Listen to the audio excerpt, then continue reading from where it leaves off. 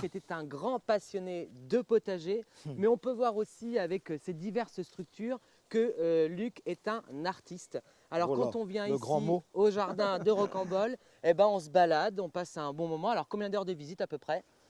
Quand les gens viennent pour visiter le jardin, ça dépend beaucoup des gens. Ouais, Il y a t'en as des qui gens qui flânent. vont, au minimum, les gens ils passent une heure et demie pour ceux qui courent. Et puis il y a des gens qui passent presque une journée en déambulant, Ah oui. allant boire un coup et repassant dans le jardin. C'est pas un jardin très grand, mais comme il fourmille de plein de choses, et puis qu'il est très, Bah oui, on voit partout là des petites voilà, très structures. chargé quelque part de plein de choses. Bon, c'est un ensemble de petites pièces, de petites chambres, on va dire, où il y a une déambulation qui passe de l'une à l'autre, qui sont très Oui, c'est pas personnalisées. structuré quoi. C'est structuré, C'est un si. parti pris. Ouais, je pense que des gens qui le voient dans l'ensemble disent ça. C'est l'imaginaire d'une personne, c'est pas 36, c'est pas l'envie de montrer des choses différentes qu'on a vues ailleurs, c'est assez personnel.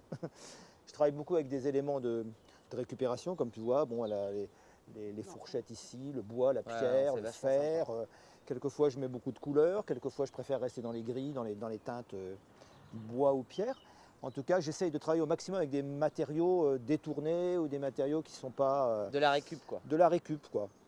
De la récup et évidemment des plantes, qui là, en ce moment, on est en fin d'hiver, il n'y a pas grand-chose qui pousse parce que les vivaces sont à peine ressorties, les arbustes ne sont pas en feuilles et les annuels, j'en mets beaucoup d'annuels, ne sont pas encore installés. Alors là, on arrive là, il y a de la couleur. C'est le Ouais. spectacle. Spectacle, je ne sais pas, mais en tout cas, c'est un univers qui n'est pas qu'enfantin d'ailleurs, parce que les adultes s'y retrouvent aussi. C'était l'idée volontairement de faire des couleurs très, très flashy. Ah ouais, c'est génial.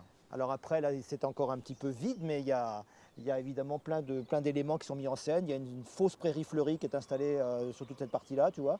Et puis, il y a plein d'éléments qui sont rajoutés et qui donnent voilà, cette caravane perchée. Il y a toujours une petite expo dedans aussi. Ok. Il y a toujours un artiste qui expose dans ce petit lieu, donc on y monte et puis voilà, c'est un petit moment poétique sympa. Alors on a envie d'une seule chose maintenant, c'est d'attendre que l'été arrive, qu'on puisse Ouais, venir. Alors ouais. c'est ouvert de quand à quand l'été? Parce que le jardin est vraiment transfiguré en été. Ah oui, c'est normal. Là, il est encore en chantier. La nature fait son boulot là. La nature et puis les réparations et puis les aménagements. Il est ouvert du 1er juin cette année au 20 octobre. Ok, donc on a Voilà. un peu de temps quand même pour venir voir Voilà, et puis toutes les ce informations beau jardin de Cornu. sont sur le site au niveau des horaires et puis de l'ensemble. Où est-ce que j'allais dire? Il y aura sur le Facebook de France 3, on va remettre les coordonnées du jardin de Rocambole. Il y a un site internet, vous aurez toutes les informations, l'adresse, parce qu'on est en pleine campagne. Alors on a obtenu aussi cette année, alors on ne sait pas si ce sera marqué au bout du chemin, on a obtenu le label de jardin remarquable cette année pour D'accord, au niveau Bretagne. bah bravo alors. Ouais, on verra Donc ça. Laurence, je vous invite à venir ici au jardin de Rocambole. Ici, nous on était vraiment émerveillés, on a passé une bonne matinée avec vous et on n'attend plus que le soleil fasse son boulot. À bientôt. Au revoir.